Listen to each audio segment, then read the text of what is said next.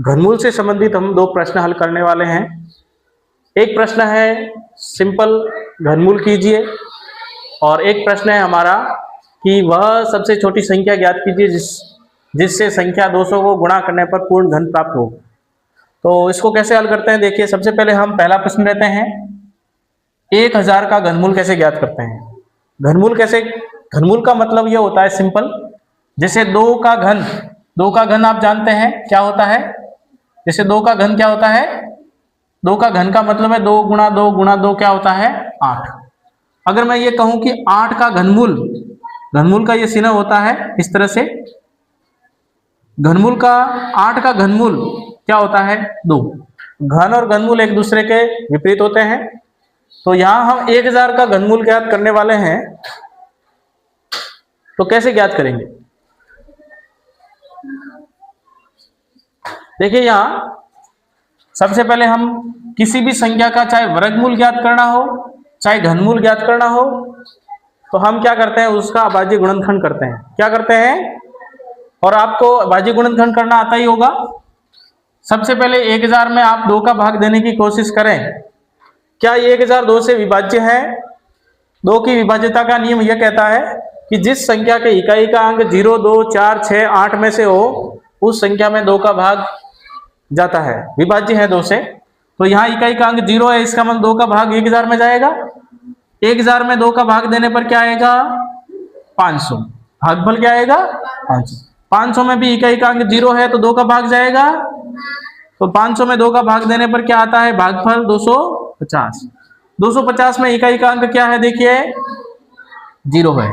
जब 250 में भी भागफल क्या है 0 है, तो इकाई का अंक 0 है तो 2 का भाग जाएगा, कितनी बार जाएगा 125 बार। और 125 में आप देख रहे हैं इकाई का अंक 5 है, इसका मतलब 2 का भाग नहीं जाएगा। देखते हैं 3 की विभाज्यता का नियम क्या होता है। 3 का भाग देने की कोशिश करते हैं। 3 की विभाज्यता का नियम यह कहता है कि अंकों का योग 3 से पूर्णतः विभाजित हो।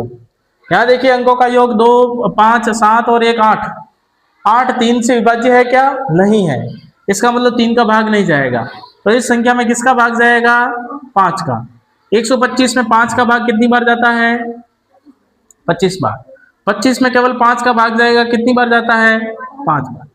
आप यहाँ देख रहे हैं कि जो 1000 है, 1000 को हम 2 गुणा 2 गुणा 2 गुणा 5 गुणा 5 गुणा 5 लिखते हैं। तो इस तरह से हम देखने पर आप देख रहे हैं 2 का भी 3 संख्याओं का एक जोड़ा बन रहा है, 5 का भी एक जोड़ा बन रहा है। तो यहां से 2 यानी 1000 का जो घनमूल होगा वह 2 गुणा 5 कितना हो जाएगा 10 हो जाएगा। अर्थात हम जानते हैं कि 10 का जब 3 बार गुणा करते हैं 10 गुणा 10 गुणा 10 तो 1000 प्राप्त होता है। तो 1000 का घनमूल क्या होता है 10 होता है। इस तरह से यहाँ पर दूसरा प्रश्न है और ये महत्वपूर्ण प्रश्न है, आपको ध्यान से देखना है और इसको परीक्षा में आए तो गलत नहीं करना है। वह सबसे छोटी संख्या ज्ञात कीजिए जिससे संख्या 200 को गुणा करने पर पूर्ण घन प्राप्त हो। तो यहाँ पर भी आपको 200 का क्या करना है अभाज्य गुणनखंड करना है। और जब हम अभाज्य गुणनखंड करेंगे तो कौन सी संख्या का 3 का संख्याओं का जोड़ा नहीं बनता है, अभाज्य संख्याओं का 3 का कौन सी संख्या का ग्रुप नहीं बन रहा है, और जिसका ग्रुप नहीं बनेगा उससे गुणा करेंगे। देखिए यहाँ 2 का भाग जा रहा है 100 बार, 100 में 2 का भाग जा रहा है 50 बार, 50 में 2 का भाग जा रहा है 25 बार, 25 में केवल 5 का भाग जाएगा 5 बार। आप देख रहे हैं 5 में केवल भाग जाएगा 1 बार। आप देखिए 2 का जो अभाज्य गुणनखंड होता है वो होता है 2 गुणा 2 गुणा 2 5 गुणा 5। आप यहाँ देख रहे हैं 2 का तो एक ग्रुप बन रहा है 3 संख्याओं का, लेकिन 5 का एक ग्रुप नहीं बन रहा है। तो क्या कितनी संख्याएं कम पड़ रही है, एक संख्या कम पड़ रही है। अर्थात 200 को किस संख्या से, सबसे छोटी कौन सी संख्या है जिससे गुणा करने पर 200 पूर्ण घन बन जाएगी, संख्या 5 से। अर्थात यहां लिखेंगे, इसलिए 200 को आप देखिए 5 से गुणा करते हैं तो क्या बन जाता है 1000, और 1000 अभी हमने हल किया है कि 1000 है वो पूर्ण घन संख्या होती है और इसका घनमूल क्या होता है 10 होता है। तो इस तरह से हम घनमूल से संबंधित कोई प्रश्न आए तो आप आराम से हल कर सकते हैं। बीजीय व्यंजक से संबंधित एक प्रश्न है हमारे पास कि इस प्रकार के अगर प्रश्न दे आपके बोर्ड एग्जाम में आए तो कैसे हल किए जाते हैं। जैसे प्रश्न है निम्नलिखित के मान ज्ञात कीजिए। यह आपका बीजीय व्यंजक से संबंधित है। आपको बीजीय व्यंजक में स्वर समीकरणें सीखी होगी, बीजीय व्यंजकों को जोड़ना और घटाना सीखा होगा, गुणा करना सीखा होगा। तो अगर आपको बीजीय व्यंजकों को जोड़ना, घटाना और गुणा करना आता है तो ये प्रश्न बहुत आसान तरीके से हल कर सकते हैं। और इस टॉपिक से ये प्रश्न आपके पूरे 4 नंबर का प्रश्न आएगा। तो यहाँ आपका पहला प्रश्न है, उसको हम हल करते देखते हैं। पहला प्रश्न है हमारे पास a plus B minus 2ab minus 2ab minus b plus a। इसको हल करने के लिए यहाँ आपसे ये कहा गया है कि ये बीजीय व्यंजक है पहला, इसमें से दूसरा ये बीजीय व्यंजक है, इसको घटाना है। घटाते कैसे हैं? देखिए घटाने के 2 तरीके हैं। यहाँ मैं आपको इस तरह से लिखकर बता सकते हैं। जैसे पहला तरीका ये हो सकता है कि a plus B minus 2ab, और यह कोष्टक के बाहर माइनस है, तो जब माइनस और कोष्टक खुलेगा, कोष्टक के अंदर जो माइनस प्लस के चिन्ह है उनसे गुणा होगा। तो देखो यहाँ माइनस 2ab का गुणा होगा तो क्या आएगा? प्लस के 2ab से, तो माइनस के 2ab हो जाते हैं। हम जानते हैं ये प्लस है या माइनस है, प्लस माइनस का गुणा होके क्या होता है? माइनस होता है। तो माइनस 2ab, इसी प्रकार माइनस और माइनस का गुणा होके क्या हो जाएगा? प्लस 2ab माइनस और माइनस का गुणा होके प्लस हो गया, और साथ में क्या है हमारे पास? b है। माइनस और प्लस का गुणा होके क्या होता है? माइनस होता है। और क्या है हमारे पास? यहाँ a है। अब हमारे पास यहाँ दिया हुआ है पूरा, हमारे पास बीजीय व्यंजक बन जाता है a plus B minus 2ab minus 2ab plus b और माइनस के a। अगर हम समान पदों को पास में रखते हैं तो देखिए a प्लस का है, a माइनस का है, इसी प्रकार प्लस का b है, b वाला पद, और एक और प्लस का है, माइनस के 2ab और माइनस के 2ab। अब देखिए a में से a एक प्लस का है और एक माइनस का है, तो क्या हो जाएगा? 0 हो जाएगा, कट जाएगा। इसी प्रकार b और b, देखिए दोनों समान पद हैं, बीजीय व्यंजक समान पद हैं, तो इनका क्या होगा? योग होके क्या हो जाएगा? 2b हो जाएगा। माइनस 2ab माइनस 2ab, देखिए दोनों संख्याएं माइनस की है और साथ में चर ab दोनों में है, इसका मतलब ये क्या है? समान पद है। और जब समान पद है और समान चिन्ह के है तो जुड़ जाएंगे। देखिए माइनस के 2 और माइनस के 2 जुड़ के कितने होते हैं? माइनस के 4, और साथ में समान पद के लिए चर क्या है? तो एक तरीका हमारे पास ये हो सकता है, एक तरीका हमारे पास ये हो सकता है कि हम इसको बीजीय व्यंजकों को इस तरह से भी घटा सकते हैं। और दूसरा तरीका हमारे पास ये भी हो सकता है कि बीजीय व्यंजक पहला है a plus B minus 2ab, इसमें से घटाना है हमें 2ab minus b plus a।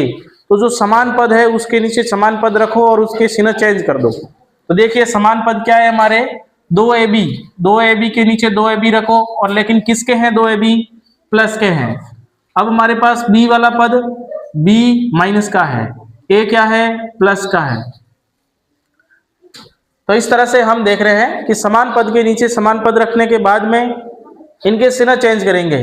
देखिए ये प्लस का चिन्ह है तो क्या हो जाएगा? माइनस का, माइनस का चिन्ह है तो क्या हो जाएगा? प्लस का, और प्लस का है तो क्या हो जाएगा? माइनस का। हमेशा ध्यान रखना है बीजीय व्यंजकों को घटाते समय चिन्ह क्या होते हैं? चेंज होते हैं। तो देखिए माइनस के 2ab और माइनस के 2ab हो गए, और दोनों जब चिन्ह समान है, माइनस 2ab समान पद है, तो जुड़ जाएंगे, क्या हो जाएगा? माइनस के 4ab। इस प्रकार आप देख रहे हैं प्लस के 2b और प्लस के b जुड़ के कितने हो गए? प्लस के 2b। और यहाँ देख रहे हैं a प्लस का है, a माइनस का है, तो जुड़ के क्या हो जाएगा? शेषफल 0 हो जाएगा, शून्य हो जाएगा, यहाँ कट जाएगा, कहने का मतलब। तो इस तरह से आप देख रहे हैं कि दोनों विधियों से आप है वो इस तरह से हल कर सकते हैं बहुत आसान तरीके से। अगला प्रश्न है हमारे पास a प्लस बी प्लस 2 गुणा, कोष्टक का मतलब क्या है? गुणा है। दूसरा प्रश्न है हमारे पास a plus B plus 2 3ab। इस प्रश्न को आपको हल करना है, तो कैसे करेंगे? इसका मतलब है ये 3ab जो है इसका प्रत्येक पद के साथ में गुणा करेंगे। ये जो बीजीय व्यंजक दे रखा है इसके 3 पद हैं और प्रत्येक पद का एक बार 3ab का a से गुणा कीजिए, b से भी कीजिए और 2 से भी कीजिए। तो देखिए 3ab का a से गुणा करना है, फिर प्लस है तो प्लस, देखो प्लस और प्लस का गुणा हो जाएगा, प्लस आ जाएगा। 3ab और b का गुणा करना है, गुणा b, प्लस और प्लस का गुणा होके प्लस, 3ab और 2 का गुणा करना है। आपको ध्यान होगा समान चर का गुणा होता है और असमान चर का गुणा कभी नहीं होता है। तो यहाँ देखिए चर का चर से गुणा करेंगे तो यहाँ चर 1 है, 1 और 3 का गुणा क्या होगा 3। a और a का गुणा क्या होता है a स्क्वायर, घातें जुड़ जाती है आप जानते हैं घातांक नियम से, प्लस 3 ab गुणा b, तो देखो b का b से गुणा होगा तो क्या होगा b स्क्वायर होगा, प्लस 3 और 2 अचर अचर का गुणा होगा, क्या होगा 3 और 2 का गुणा 6 ab। तो इस तरह से हम देख रहे हैं यहाँ हमारे पास क्या प्राप्त हो रहा है 3a square b plus 3ab square plus 6ab। आप यहाँ देख रहे हैं कि यहाँ a स्क्वायर b है, यहाँ ab स्क्वायर है, तो ये दोनों ही समान पद नहीं है, तो इसको हम और जोड़ नहीं सकते, हल नहीं कर सकते। तो हमारा आंसर है वो यही रहेगा 3a square b plus 3ab square plus 6ab। इस प्रकार हमारे पास तीसरा प्रश्न है, हमें इस प्रश्न को कैसे हल करेंगे। तीसरे प्रश्न को देखिए, तीसरा प्रश्न दे रखा है हमें a माइनस 2b और a प्लस b, इसका क्या करना है हमें गुणा करना है। a माइनस 2b और a प्लस b, इसका क्या करना है हमें गुणा करना है। तो a का एक बार a माइनस 2b से गुणा करेंगे, b का भी a माइनस 2b से गुणा करेंगे। तो देखिए a का a से गुणा करेंगे, a और माइनस 2b का गुणा करने पर देखो प्लस का a माइनस का 2b, तो प्लस माइनस का गुणा होकर क्या हो जाएगा माइनस, a और 2b का गुणा क्या हो जाएगा 2b गुणा a। देखिए प्लस का b और प्लस का a से गुणा करेंगे तो क्या होगा प्लस ab, प्लस और माइनस का गुणा होके माइनस 2b और b का गुणा, तो अब कर लीजिए गुणा। a और a का गुणा क्या होता है a स्क्वायर माइनस 2ab, दोनों a और b क्या है असमान चर है, अलग अलग चर है, तो गुणा नहीं हो सकता, इसको 2ab लिख सकेंगे और प्लस ab, क्योंकि ये भी क्या है अलग अलग चर है, माइनस के 2b स्क्वायर, इसको हम और सरल करेंगे तो क्या होगा a स्क्वायर माइनस के, देखो माइनस के 2ab में और प्लस का ab है, यहाँ दोनों ही पद कैसे हैं समान चर हैं, समान पद हैं, समान चर वाले हैं, ab है यहाँ पर भी ab है, इनकी घात 1 1 है दोनों की, तो ये जुड़ सकते हैं और इनको घटा भी सकते हैं। बीजीय व्यंजकों में हम जानते हैं कि जो ऐसे पद जो जिनके क्या हो चर समान हो उनको हम जोड़ सकते हैं घटा सकते हैं। तो यहाँ देखिए माइनस के 2ab में से प्लस का 1 ab गया तो क्या बचेगा माइनस का ab माइनस 2b स्क्वायर। तो इस तरह से इस बीजीय व्यंजक को हल करने पर हमारे पास आता है a square minus ab minus 2b square. अगला हमारे पास प्रश्न है चौथा, दिया हुआ है हमें 2x स्क्वायर गुणा माइनस x की घात 3। इस प्रकार के अगर प्रश्न परीक्षा में आते हैं तो कैसे करेंगे। यहां देख रहे हैं x स्क्वायर है, ये माइनस के x की घात 3 है, तो सबसे पहले हम माइनस और प्लस का गुणा कर लेते हैं। देखिए माइनस और प्लस का गुणा होके क्या होगा, ये माइनस x की घात 3 है, माइनस का 1 है और उसकी घात 3 है, तो क्या होगा देखो इसको और इस प्रकार लिख सकते हैं हम, माइनस 1 की घात भी 3 और x की घात भी 3 लिख सकते हैं। आप देखिए माइनस 1 की घात विषम है, तो हम जानते हैं कि किसी संख्या की घात अगर कोई ऋणात्मक संख्या और उसकी घात विषम संख्या है, यानी माइनस 1 गुणा माइनस 1 गुणा माइनस 1, माइनस 1 की घात 3 का मतलब होता है माइनस 1 गुणा माइनस 1 गुणा माइनस 1। देखो माइनस और माइनस का गुणा होके प्लस, प्लस और माइनस का गुणा होके माइनस, और 1 1 का गुणा होके 1 ही होता है, तो क्या हो जाएगा माइनस का 1 गुणा, साथ में 2 अचर है और क्या है हमारे पास x स्क्वायर है और क्या है हमारे पास x की घात 3 है।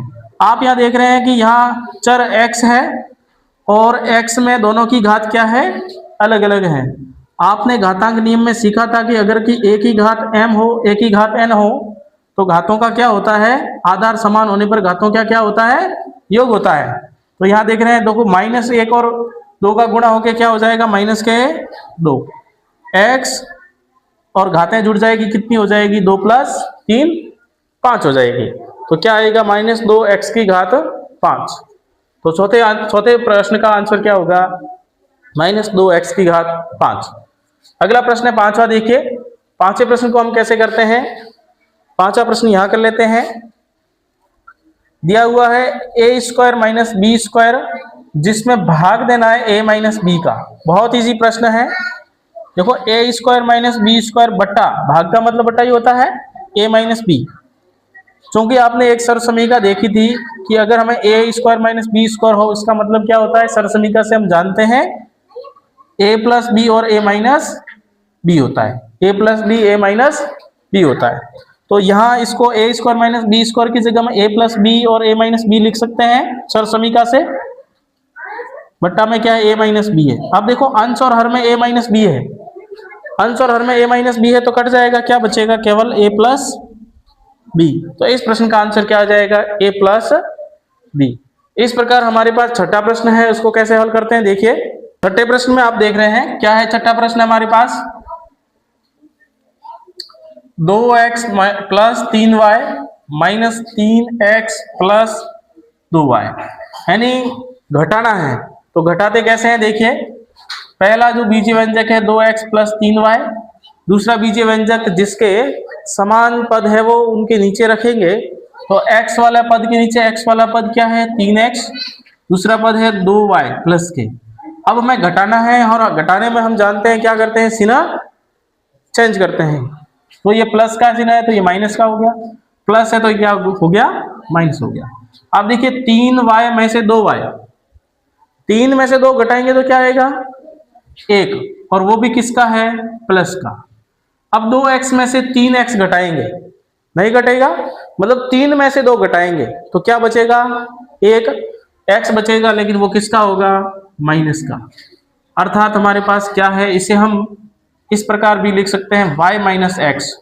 क्या लिख सकते हैं इसे, y - x भी लिख सकते हैं। तो छठे का आंसर y - x आएगा या -x + y। अगला प्रश्न है हमारे पास सातवां, इसमें हमें गुणा करना है